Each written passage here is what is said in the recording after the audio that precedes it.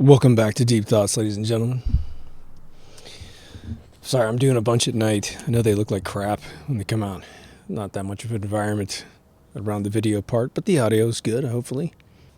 So I have this, that feeling. I get this feeling when I need to create an episode.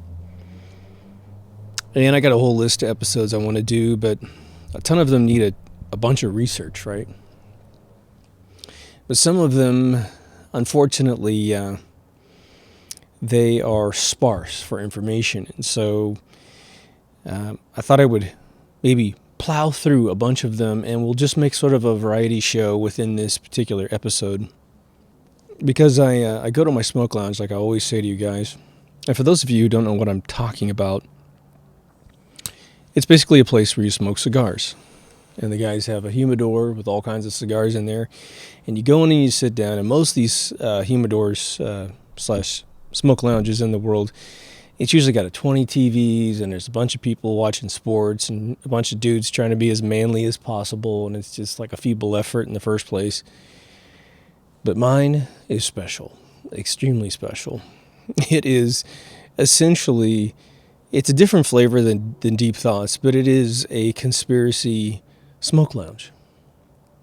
And yes, we talk about stuff as if it's totally real, and we're some of people in the room will completely believe it's real, and others will be just like, are we really having this conversation? But it happens. But we are open-minded, and we don't get up each other's ass. The only thing we get up your ass about in that place, and we don't ever get in your face, ever. But after you leave, the only criticism that ever arises, and it's usually fairly constructive, is we'll say, that dude wasn't ready.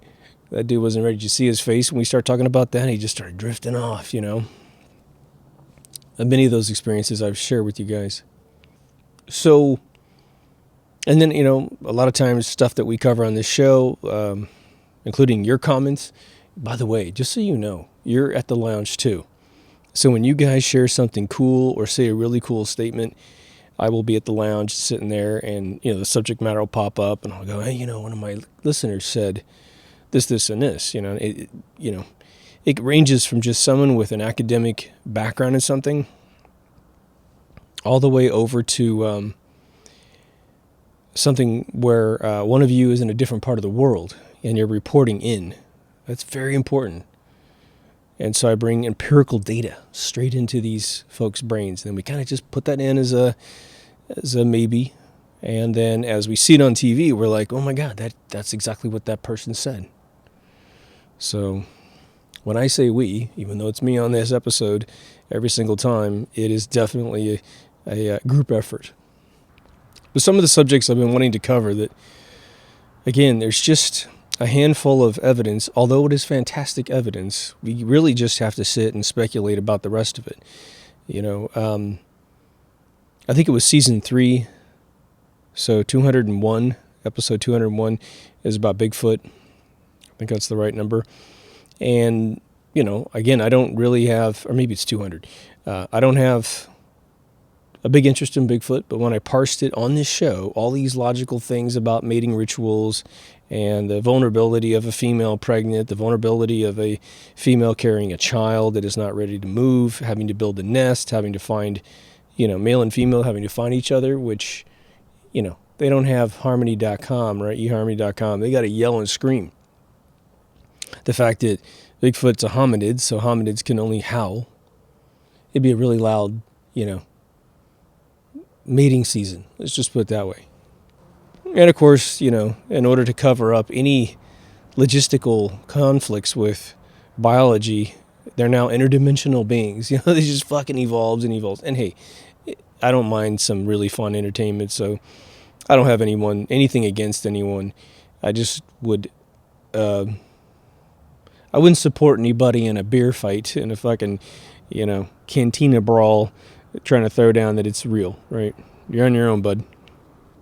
But one of the things that comes with sort of your more, and I want to say fringe, but not fringe because it's untrue, fringe because it's not being reported. The notion that giants used to walk this planet. Now, for those of you who've never heard this before, Man, that can really throw you off. You don't have any reference in your mind. When I say giant, we're talking probably the shortest full-grown person would be about 8 to 9 feet. And the speculation and the claims go all the way up into 20-foot beings, even 25-foot beings. Never heard much beyond the 25-foot threshold. And if you study it, what you'll study is that the Native Americans, when asked where a lot of these structures were coming from, that they would find, the settlers at some point. And I think this is really primarily in the, like I would say, early to mid 1800s. They'd say, well, the giant people built this stuff. And they'd say, what are you talking about? And they say, well, they came here before us. And there's whole graveyards of their bones, of their skeletons. And so they take all these, academics from Europe to these locations. They'd excavate them and take them away and then document them in books under the heading of the Smithsonian. And then they'd lose them all, transport them probably to Europe or whatever. Now, the books exist, okay? Now, whether or not some anthropologist is trying to create another paleontology thing where, we're believing in something, again, it's not being pushed by anything out there. But there's some interesting correlations. There's one interesting correlation with my personal childhood back in Kansas. When they started breaking down the anatomy of these giant human beings. And again, carnivals have had big giant skeletons or bodies that hadn't fully decomposed that they would transport around in these wooden caskets, and they'd be on display. They'd been embalmed, and they were definitely tall human beings, but nothing taller than the tallest human being that walked this earth, which also, he came to my hometown at one point, and my grandmother stood next to him, that 8-foot guy, or no, 9-foot guy or whatever he was, right? And we got basketball players that are big now. But one of the physical characteristics that they said, which triggered something in my brain from my past, was they said that these, one, that they look like Homo sapiens. So like they had fully articulated skulls, meaning they could talk, right? They could do their syllables. But they said that they had 2 rows of teeth in their head. And you can just look it up on the internet and find pictures of this, but I had a kid in my hometown who was anything but a giant, but then again, he was a child. I think I was 4 or 5 years old, probably 4 through 6, somewhere in there. And they used to, I don't know about you when you were a kid, but when some kid had a weird thing, he'd be a little star for his weirdness, right? A little, like a celebrity. And so this kid had 2 rows of teeth on the bottom and the top. And they pushed him around, and I don't know who this kid was. I have to assume he moved away because I only saw this one time. But they said, show him your teeth, man, show him your teeth. And I can still see it to this day. And I remember looking inside this kid's mouth, and he had 2 rows of fucking teeth. Baby teeth, but he still had them. Now, there was talk about, I guess you neutralize the back row surgically, killing the buds, but you have to let the baby teeth fall out, then you neutralize the buds, and then you only get your permanent teeth, I guess was the thing this kid was trying to say in so many words. But then the question, you want to scientifically just start to approach this and say, okay, well, as long as the body is engineered to handle itself, then big beings could be a reality. Now, the instant thing that pops up in my mind about this claim, although there is again, if you look it up online, you'll find there's actually a paleontologist, there's an anthropologist who believes in Bigfoot, and he's the one that's essentially tried to connect these two together, even though they're 2 totally different species of being. But he has some logic to it. But he's the one that's actually scanned in these books from the Smithsonian. He's highlighted the passages, and he's showing it to the audience, and he's asking the audience, he's like, you can read this, right? Here's the cover. And I think he even passes one around the audience, and he goes, look, these are real, and they're old, and this was documented. So I am not making this up. This is like mind-blowing, right? But now here's the here's the sort of rub for the rest of us. Again, when you study dinosaurs, okay, and you find out all the chicanery that went around from the late 1850s all the way to the end of the century, of the 19th century, and you start to realize that, again, the two guys that basically launched paleontology were complete fucking frauds, but everything today looks like all of their simulated skeletons. They were making it up. They were completely faking it, and were caught faking it, right? So they don't get to be real just because you want them to be real, just because you mistakenly, got your heart wrapped around a brontosaurus, right? The logic behind dinosaurs not existing doesn't have to go all the way to, trying to find the bones today. And of course, they dig up shit all the time. But then when you study the digs and study the people that dig them up, they seem to know exactly where they are before they dig them up, as if they're being placed. There's several companies in the world, big one in China, big one in Canada, that advertise that they will come to your location, just set them free on your land, and they will install a skeleton wherever you want it. They'll install it into a mountainside. They'll install it in the ground. They'll do any type of species that you want, as big as your money can afford. They'll put a brontosaurus in the fucking ground, right? And so no one can really trust the digs. But the number one reason why you want to question dinosaurs ever existing is because man has excavated gigantic amounts of soil out of the ground, and no culture on Earth has reported dinosaurs existing or finding these things, who have dug tremendous amounts of soil out of the ground, where today you can just, walk right back in those locations where they dug the pyramids of Egypt. You can go to the pyramids all throughout South America, and they'll just go, oh, there's a dinosaur. Oop, there's a dinosaur. They're just everywhere, right? They also tend to make them very Hollywood locations, right? But man used to save teeth, right? When man would kill a beast, they pull all the teeth out. And, you go South America, you got a bunch of cannibalistic shit. And same thing in Africa. We probably all were cannibalistic at some point, unfortunately. But imagine them finding a giant skull, a gigantic tooth, a gigantic skeleton of some sort. They would have dug the thing out of the ground. They would have had the king's throne made out of some triceratops skull. They would have, but they didn't.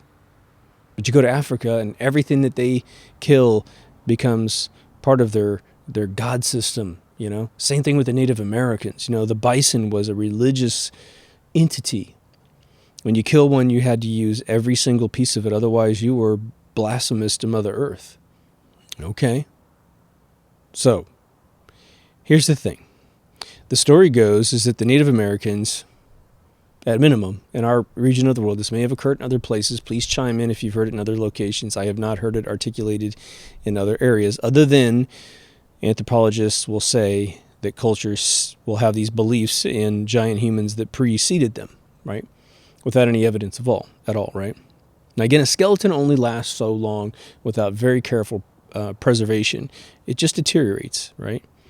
Fossilization, well, there's some people that don't believe it actually occurs, but I've seen trilobite fossils in Kansas for God's sake, when I was a kid. And so, the fossilization is that you have a bone, a sort of hard body that's organic. As it decomposes in a very swamp-ridden sediment, the way I have it explained to me is that a certain portion of the organic matter dies and, atomizes or floats away or what have you, and stone in its primal form goes into that location, holds still like a mud. And then as each one of the things bubbles out, undisturbed by a foot or a roaring river or anything like that, there's zero movement in this process, it swaps out. Just like the petrified forest here in America. That shit exists. I've been there, okay? You have quartz trees, man. Okay, it does exist, right? These silicon-based trees. But let's just say all these dudes from Europe came and dug up a bunch of skeletons. Well, America's a huge place.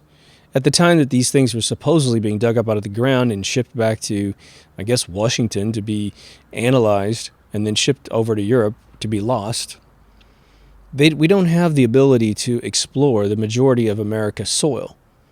Just an infinitesimal amount of railroad track had been laid down. Even after they got the whole Santa Fe Railroad to go coast to coast, there's still 98%, 99% of the United States which doesn't have a railroad or a road. So you would think that just digging a hole for your basement in the Midwest or whatever, you're going to bump into old graves of all kinds of stuff, right? I mean, it happens, Native American settlements are bumped into all the time. But we haven't found a gigantic pit of these gigantic, massive creatures. It would seem logical that we would. Now, again, a body out there in the woods for a couple hundred years is going to be gone. Now, to make matters worse about this giant human thing, because some of you might be yelling out, dude, there's all kinds of pictures all over the internet of these things. I think there's a shit ton of Photoshop out there, right? In this day and age, if you can see a color photograph, what is it being taken with? Is some dude sitting there with a 35 millimeter Nikon ES or whatever, cranking over the film? Does he have like a Polaroid camera, a 110 camera with the little flash bulb and the little slider thing? No, they're being taken with cell phones if the event is occurring in the modern age, right? And I don't give a shit where you are on planet Earth, it's a cell phone taking that picture. Even if you have a regular 35 millimeter simulated digital camera, it has a movie feature in it. And someone is going to take a movie of a gigantic fucking skull or, a big skeleton that's, 25 feet long. They're going to do it. It's going to be like meeting a UFO, right? Or finding a UFO, right? But that never happens. So anytime you see these photographs online, just bear with me that they're probably fake. Now, if you see old photographs from the 1800s, it's a little better. But these every claim out there that's outrageous, we have to be very good about taking the photograph into Photoshop, blowing out the contrast, looking for anti-aliasing algorithms that someone has sewn something in that wasn't there before. Because it is extremely difficult to take a photo from one source and paste it into another source and keep all the gamma ratings the same, all the brightness levels the same. The very spectrum of grayscale changes. And so experts can figure this stuff out. Now, there are methods of washing things out, but there's usually a trace of some fuckery in there, and so you got to be careful. Those are technical terms, in case you guys don't know. Now, in terms of them being large, I know we have a wide range of community here, which I absolutely adore. I love it. We have globe people and we have flat earth people. I highly respect both camps. I don't think either camp has completely proven their point, right? Globers haven't created a video of flying over the Antarctica, nor a continuous shot of leaving Earth's orbit. It's always some choppy thing. These photos of Earth from space is hilarious. I think Daniel posted an awesome one in our locked Facebook group, which was a shot of how big Earth is when you're standing on the moon. Fake shot from NASA. And then this other fake shot of the shot of the backside of the moon towards the Earth, and it's like massive. The Earth is huge, and the moon is like big as well. Someone just did some math, and they didn't even get the math right. It's just so bad. So again, and then flat Earth, you gotta do your stuff. You got to find that one conclusive thing that every human being on Earth can do. Hold a glass of water like this and then jump up and down and spin around, and then that thing happens. We need it that intensely, right? But let's just go with expanding Earth. My favorite theory that is completely provable mathematically. The Earth is being injected with plasma energy from the sun. It is what is in all celestial body guts, including moons. And this causes the outer crust, which is the dry part that we stand on, to expand. That's why all the continents, when you shrink all the oceans, they all connect on all sides. No Pangea drift. That's complete bullshit. By the way, I learned that the Boston school system, I don't know if this is true, but it was a mainstream article, has switched to the Peters projection map globe. If that is the case, and I went to school in Boston, and that's where I passed 6th grade and failed 7th grade. I failed 7th grade. Like Andre the Giant taking Tattoo from Fantasy and fucking body slamming him against his knee. That's how bad I failed 7th grade. It was horrible. But they're good. I mean, they're really scientific in that state. Once you hit 7th grade, boy, it is a rude awakening if you're not paying attention. I'm not sure. I'd like to do like a forensics test as to why I was so bad in the tests. I couldn't figure out what was on the tests. My dad helped me once because I started breaking home like 5 Fs, right? And he's like, what's wrong? You're really smart. What's up? And I'm like, I don't know, man. I can't figure out what's on the test. And so for a whole 9-week period, he would drill me on everything, especially in biology. And my biology in 7th grade was about 4 times more complicated than my biology in high school. That just puts it in perspective. Dissecting a frog for a month versus dissecting a frog for a day. And dissecting all kinds of stuff. Dog sharks and pig heart or cow hearts and pig eyeballs and all this other shit. High school was 1 day.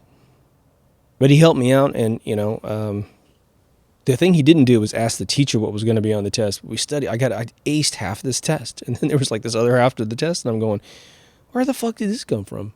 Am I going through some growth spurt of complete autism? I can't figure out what the teacher's saying.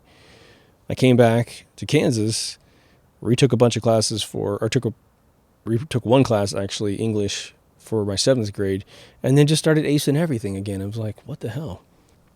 I digress. Go to Expanding Earth. The science of Expanding Earth is that the Earth, when all the continents were together and oceans weren't present in any major shape or form, which coincides with some research that Germans did. A German group of scientists did this reverse engineering the age of the ocean by reverse engineering the amount of salt that's in the ocean, and just simply saying, matter dying in the ocean, like fish, increases the salt levels plus their waste products and all that kind of stuff. So when you reverse engineer it, they said the oceans can't be more than 65 million years old. Now, we know that we've been utterly and completely lied to about how long man has been on this planet. Completely and utterly lied to, right?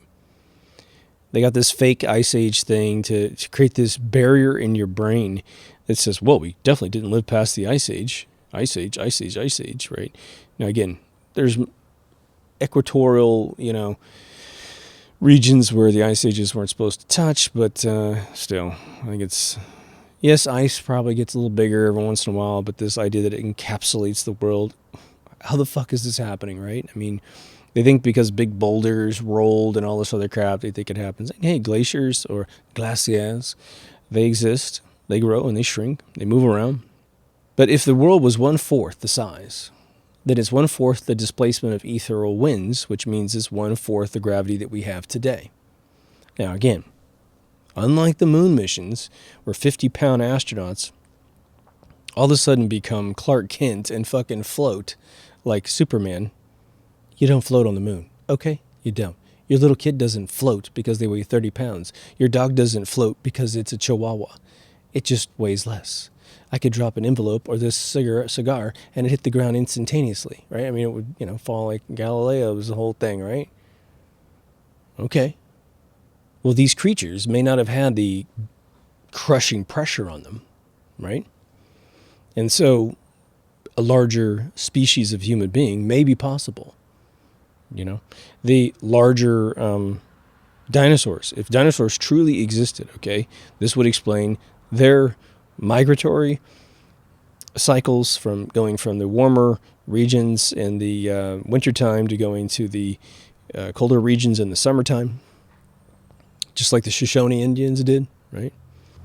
And Neil Adams has a really cool theory that if dinosaurs did exist and they now turn into largely either slithering, dragons, the Komodo dragon or whatever, little monitors or lizards or whatever, the ones that used to migrate because they had to became birds, and because as the continents pulled apart, they got a water barrier, and it was just the one that could kind of flap their little wings and get across. And eventually they, over millions of years, figured out how to fly so they could continue to migrate using, the Van Allen belt signal, the electromagnetic signals of Earth, because there's a pole going out the top and in the bottom, and out the top and in the bottom, right? And they fly against it and they fly with it on a particular time of year. But big human beings could potentially exist because of the lack of gravity. Now, they still might weigh what we weigh today, but they're just much bigger. Trying to get to 180 pounds, they might be 20 feet, right?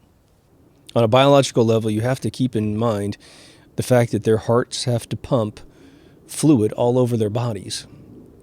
The big debate as to whether or not, I think it was a brontosaurus in the first scene of Jurassic Park, would be capable of standing up on its hind legs. They told Spielberg not to do it because it doesn't have enough power to pump blood through its entire body to the head, right? With a lighter gravity system, well, that could be possible. So I'm in the midst of recording last night. And unbeknownst to me, even though I have checked the weather as to when it's supposed to rain, it's completely blue sky right now. Not a single cloud in the sky, not a single plane dropping clouds in the sky. All of a sudden I heard this brilliant ambient pitter-patter. And I was like, oh, what the hell's that? It really felt strange because I had so not planned on it raining. So I know I was in the middle of the wrap-up about giant humans. And just to make sure I don't repeat myself too badly, you know, the big thing is they said that they found a bunch in the 1800s. But then they said, well, then we haven't found any since, really. You got to take the Photoshop images online with a big grain of salt because there's no video to back them up, and every single device that's taking photographs today has a camera on board. I mean, you're talking about the iPhone coming out in 2007, and we still had cameras on phones probably 3 years before that, so there's no excuse why these recent claims of giant skulls, and you know, you have these archaeological digs, these dudes hanging out. I'll put a few in there. We should be able to visit them, but they don't exist because it's all bullshit. Did I have a kid in school when I was young with double row teeth? Sure did. Do we have gigantic human beings that might be carrying this recessive gene? Well, we definitely have giant human beings. It's coming from somewhere. Now, you have to know that some countries are experimenting with the DNA of their people. I believe that I have read at least a couple articles about growth hormones being used in Asia to sort of break this stereotype that they're short people. And, you know, I think naturally speaking, it's all bullshit anyway. I mean, there's definitely regions of the world where people are short. There's white people in Europe that are short. They're always short. But it doesn't stop them from being badasses and amazing people. So I think we need to not worry about that so much. But the other part of this episode was just simply to go after some things that don't have tremendous, I think, things of interest that have any substantive evidence for them, right? And the other thing that's been haunting me in just trying to create the episode, and not haunting me in any negative way, is this Area 51 S4 thing. So I'll make this episode about those two things, because I think we're going to top out at a little over an hour after I'm done here. You know, there's I don't know, a couple of 100 hours worth of documentaries that have aired on television regarding Area 51. But if you watch them, it's the same thing, rehashed and rehashed and rehashed. At most, you have some night photography with some lights that kind of dance around. All right. Bob Lazar makes a bunch of claims of being arrested with John Lear from the Learjet Company and his wife, that he was working there, that he was working in S4. So let's just review real quickly. Area 51 was the area of land that was set aside to do massive above-ground nuclear testing. There are pockmarks, if you look on Google Earth, up north of the actual base that's semi-blocked on Google Maps. You know, it kind of goes through this weird phases. Again, I don't think there's anything going on at these locations anymore because we've discovered that they exist, you know. I mean, I think that things are happening, but it's very... we'll get into the business model of, I think, what's going on there. But I didn't know until I did a big dive last year that this was the big site for testing. And one thing you have to understand about protecting this land is that the testing, caused a major surge in cancer in this country. You got fallout dropping all over the place, soldiers just getting blasted by this stuff. So the phenomenon of animals like cattle getting mutilated where their mouth and their butts have been removed and they blame it on gray aliens, this is where, people who believe in those kind of things in a very, I would say, effortless way. They don't need any evidence. They just hear it and they're like, oh yeah, man, UFOs, man. Come on. You really think gray aliens or anybody coming in from outer space is like, I wonder what's in the ass of a cow in a mouth, No. This is the government harvesting the soft tissue at the mouth of a cow that has eaten and grazed food that has been radioactive for years. And then they want to see the differential between the mouth and the anus to figure out what is being absorbed. And then they can do mathematics to figure out what the average human being might be consuming. It's that simple. But Area 51 gets eventually blocked off. This Air Force base, gets built. And then we have the testing of top secret aircraft like the U-2, the SR-71. What was it? The F-19 or whatever it was, the one that testers did. The stealth fighters, the B-2s, all this stuff. Now, as I understand it, all of the designs come out of various locations. Obviously, Lockheed Martin, Boeing, any one of these, Raytheon, all these incredible companies with all these skunk works organizations inside. But Wright-Patterson Air Force Base is sort of the central hub for the evaluation of those concepts. Wright-Patterson does its own research, as I understand it, right?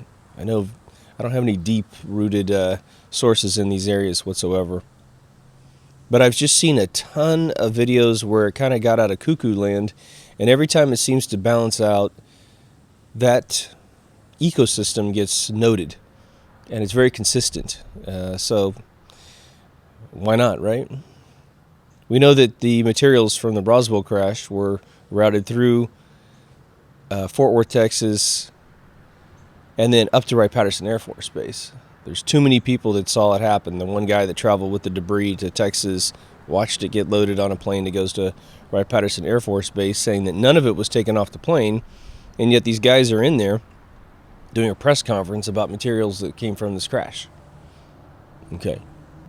Bob Lazar is the only human being that I'm aware of that has ever mentioned this other location S4. Even when people have interviewed his friends and confirmed that he worked at Area 51, which again, the whole thing could be such an easy psyop, right? That they only have it as a hearsay rumor that S4 exists. Now, S4 is supposed to be south of Area 51. I don't know why Google Maps couldn't have that figured out either. I mean, if Google Maps could have it two different ways. It could cut and paste normal terrain on top of something, and then you wouldn't have any suspicion that it's there, because that's just a wheat field, or that's just desert. Or it would have a nice shrouded, gouge en bleu square. Love saying that. But anytime you approach Area 51, what happens? You get the camo dudes on you. And there's tons of videos of this. They are on your ass like bugs on gas, right? Now, I mention every once in a while, for those of you who don't know, I used to have a radio show called MK Ultra Radio, and that was from 2014 to 2015. We did about 125 shows, 100 proper shows, about 103 proper shows, and then 25 shows that we call Real or Bullshit, which has been lifted into several shows on YouTube. But one of the coolest things we did, journalistically speaking, is that we realized that we knew people who owned the Groom copper mines in Area 51. So there's a family that owned all that land, and the government pushed in, of course, and eminent domain the land, And so right away they lost, a gigantic portion. But there was a copper mine, I think it's to the east, or to the west. There's a copper mine there, tons of copper still there. And the family was like, look, we don't mind leaving, just compensate us for the land, including the copper that's in the ground that obviously you can excavate and make, billions off of. And so the government, again, this is back in the day when, they were complete shitballs. They said, no, fuck you, we're not giving you any money, get the fuck off the land. And this is for me getting first-hand testimony from these individuals, some of it second degree, but this is from family members of the family. They said that, and one person who was there, they said that they would wake up and there were black ops dudes in the room, in their house, completely filled up every room, poking them in the chest with guns and trying to fucking scare them, putting pistols in their kids' faces. We're talking children, under 7 or 8. This is your old government, right? Now already the land has been seized in a way that they didn't get true payment for what might be in the mineral rights of those land, of the land area. But when they realized they weren't going to move, the government put a bunch of commandos into the mine and blew the shit out of it so that it couldn't be used. Basically saying, look, you're never going to be able to drill it now because da-da-da-da-da, And so they destroyed the ability to easily recapture or continue capturing the copper in there. And eventually, during Obama's administration, big fucking surprise, the whole place was lifted off of them for like, I don't know, it was in the single-digit millions, and low single-digit millions when the most egregious, the most egregious estimate was in the 20 to 30 million range, but only because the copper mine had been destroyed. Had the copper mine not been destroyed, you'd be dealing with hundreds of millions, if not higher. So, it is unfortunate that this place is so enforced by complete assholes. I mean, our government has more money than fucking God, and they can't compensate this family properly. It's not like they're going to turn into the Sultan of Brunei and run away and, invade America from some other foreign country. Like, why not just keep the press completely unaware of what's going on, make a really good deal, and then be done with it. Have your Area 51. Don't be assholes, right? But, I don't know. I mean, it almost makes me feel like, and this is just a caricature of the situation, that, your Stanley Kubrick sort of Dr. Strangelove generals that are all just gung-ho, and they're just little kids who've been playing with Tonka cars their whole fucking life. They never grew up. That's where you get the total pricks.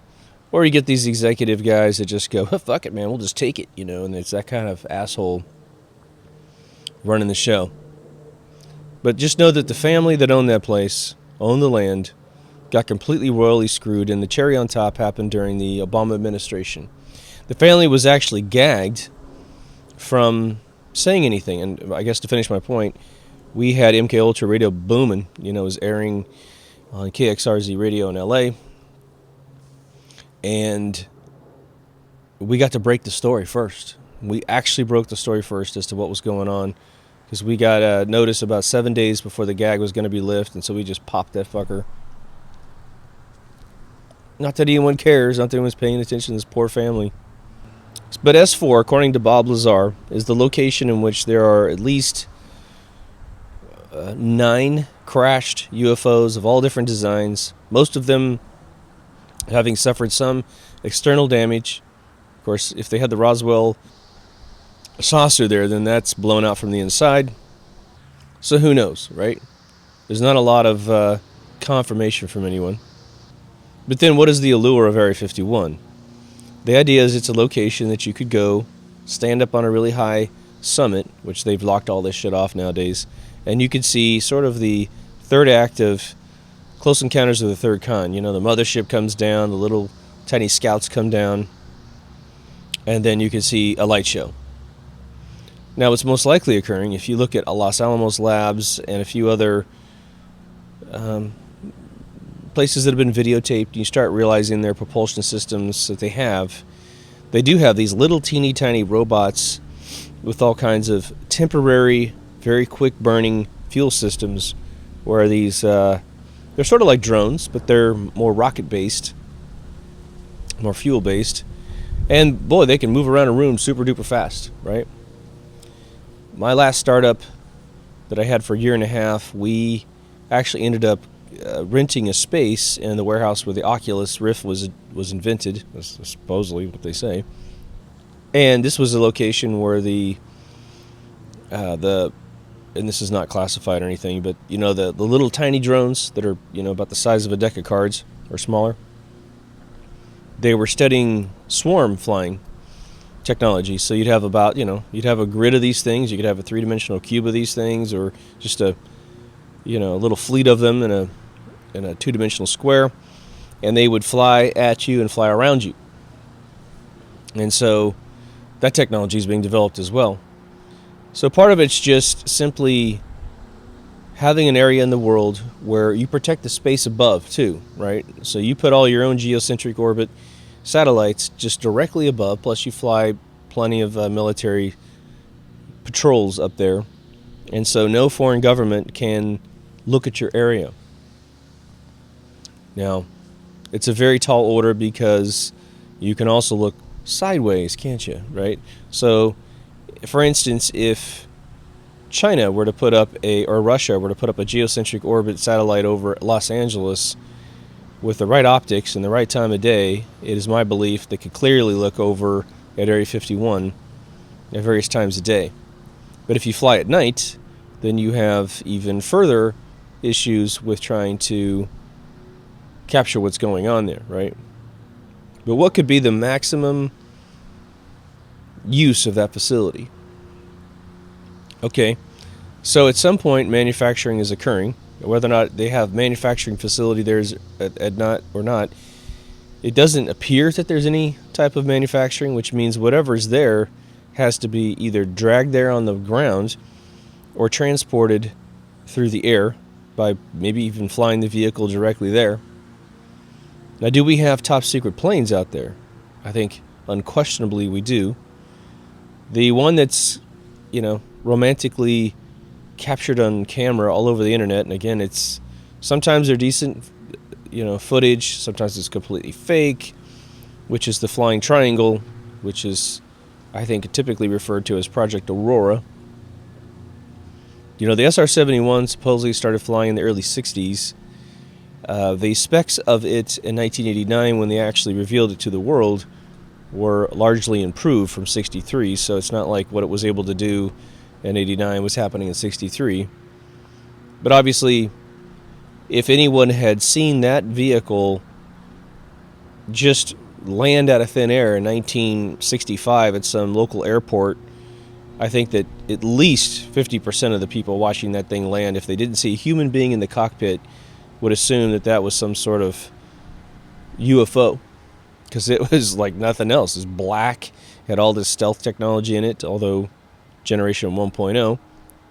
So, flying a triangle using very, very different propulsion systems would definitely make any one of us feel like it's a UFO, just immediately. It doesn't look like anything that we know. But the interesting thing is, have you ever seen the movie Battle Los Angeles? I used to think it was called Battle for Los Angeles. Maybe that was a Mandela effect. The special effects team and the writers did a brilliant job making a fleet of UFOs that ran off of hydrogen that was being sucked out of the ocean. So it's just using hydrogen out of the water and then converting that and flying around. So the propulsion systems made complete sense on Earth. It wasn't like an anti-gravity system. It was actually, burping this propulsion underneath, which I thought was just utterly brilliant. That movie, for having some corny actors here and there, I think the lead guy, whose name escapes me, just did a brilliant job. I actually bought that movie, and I don't buy movies that often, these modern ones anyway. And let's dovetail into a recap of where we might be with an alien invasion storyline, because this one is something I always just kind of keep my ears perked out, and the comments are pretty regular throughout a month. I'll get at least one person that mentions this idea that the military will try to create a globalist one world government from the threat of, alien invasion. What would be the base? Because I heard a whole episode on this. If you dig that whole idea, definitely go see that episode. Just look up alien invasion on the channel. So there's this rumor from John Lear, especially, who's a bit of a cuckoo. I'd love to think he's not a cuckoo, but he's the kind of guy that, oh yeah, went to the moon, no problem, and we see bases on the moon and all this other shit. And it's like, okay, dude, show me. And then he's just pointing at like fucking bumps on the moon going, see that? That's obviously a fucking, military industrial complex on the dark side of the moon. You're going, dude, there's nothing that looks like anything, right? Take a picture of fucking Earth. It looks like intelligent beings created a bunch of buildings and roads, right? But anyway, the idea that the military 20 years ago at least has mastered holograms that are completely indistinguishable from reality has been claimed several times. John Lear talked about a situation where he was invited to a military briefing, a little bit hard to believe, especially if he's out there running his mouth, and he said that Colin Powell walked onto the stage. I think it was Colin Powell, maybe that was the voice one, but some guy walked on the stage, looked completely photoreal, said he was going to show them some technology. And instead of walking off stage, the character just disappeared. And everybody went, whoa, wait a minute, what the hell? And they were like, that's our new technology. It's a new holographic technology. Now, having worked in fine pitch LEDs, fine pitch direct LED technology, and being a 3D specialist in that technology, meaning that's what I did. I made that shit 3D in a two-dimensional plane. And then studying the whole, Tupac and Dio and Michael Jackson false Pepper's Ghost holograms that show up at these concerts. It's not a hologram, folks. It's Pepper's Ghost. It's projecting it on glass. Only 45% of the theater can see it. Maybe they've improved it a little bit, but they can never charge a ticket for that attraction, specifically because half the audience or more can't see the effect. Japan's been doing these amazing concerts with their animated characters, doing the same thing for years. But a true hologram means that everyone can see it in the room. You can see it from your proprietary angle, right? So if I'm over on the right, I see the left side of the being. If someone on the left is going to see the right side of the being. And it's opaque, meaning no light can go through it. So they're not transparent like a ghost. And the only technology I've ever heard rumored to exist is a system by which lasers burn air. And what it is there's a laser that shoots in one vector and another one shoots in another. And where they cross over, the stimulation of the air becomes essentially toxic to the air and burns it. At that point, you have a tiny cloud of air that is white. And then a third projection laser puts an RGB color on that little dot. And if you could do that at a high enough resolution and a fast enough frame rate, which for the human eye would need to be probably around, we're not quite sure, but it's like between 80 and 120 frames per second per eye, which in this case is going to go into both eyes both times, at all times I should say, then you're going to get a pretty decent hologram, right? There are theories that the people who say they saw planes in New York, although if you rewind all that footage, it's a completely different story. If you listen to eyewitnesses who watched the first plane at the World Trade Center claimed it was a tiny plane, a small plane, not a big plane. But they did say a plane, and they flew directly into the World Trade Center. Now, that plane would not have penetrated the outer crust, neither would a big giant 757. Most of it would have been either hanging out of the building or falling down on the face. But we didn't see any of that, right? But there's claims that, 9/11 used the technology to stealth a missile. I don't think anything was necessarily there yet. Everyone I've ever talked to is yet to tell me they saw it with their own two eyes. And when you ask them, and you really interview them, where were you? Where were you? Oh, well, I was in the restaurant down below watching it on TV. I heard it, but I didn't see it. You've got two things that have to happen for this alien invasion thing, right? You have to have things that you see in the sky.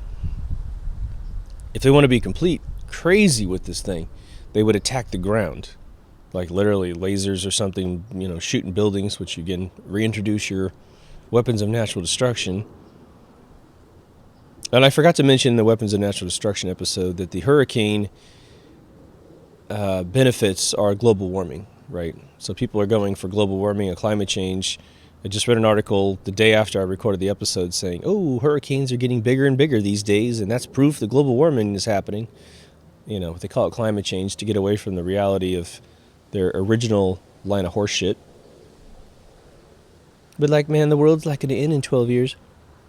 Thank you, Cortez. Get back in the small bus.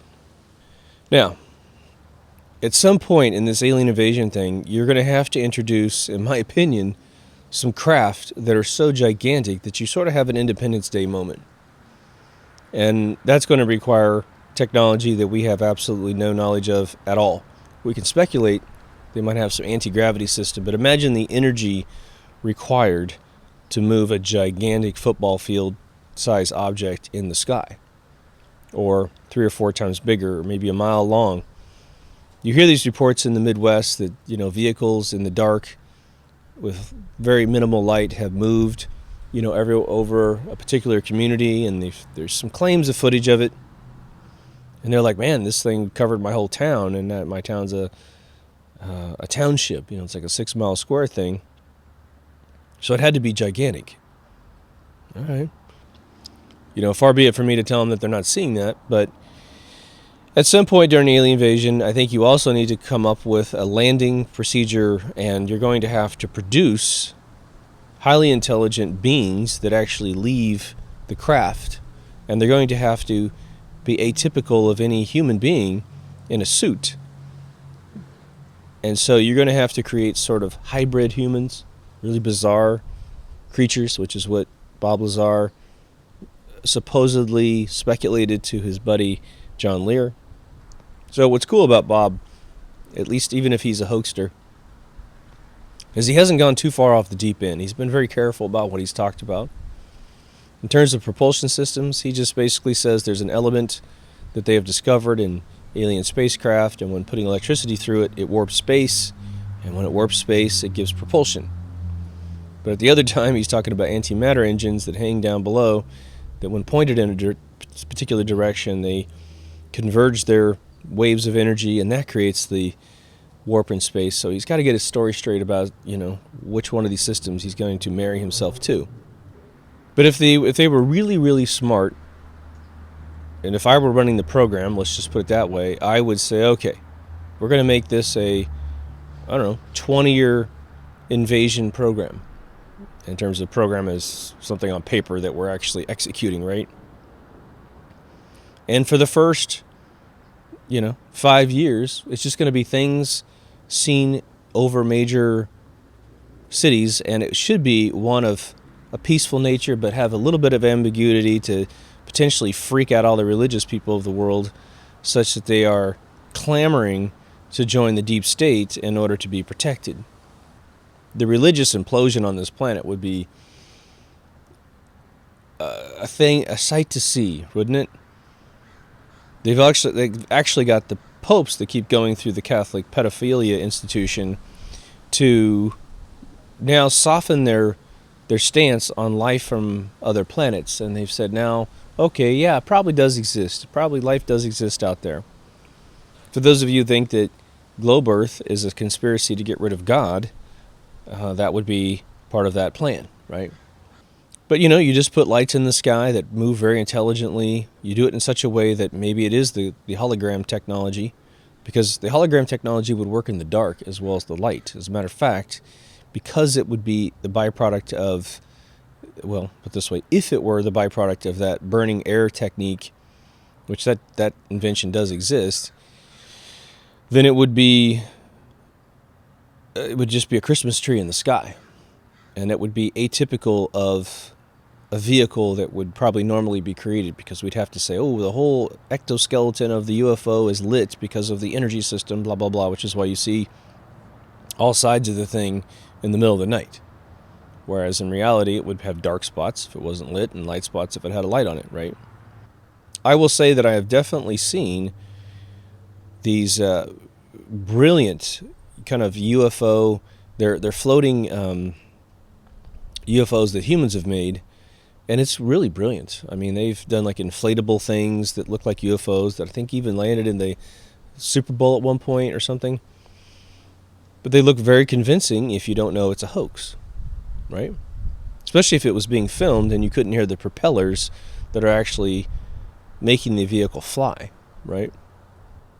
But in terms of, a ship landing and creatures coming out, then you'd have to go look and see if, the military has been hybriding a bunch of humans with other species on this planet to create bizarre-looking, almond eye creatures.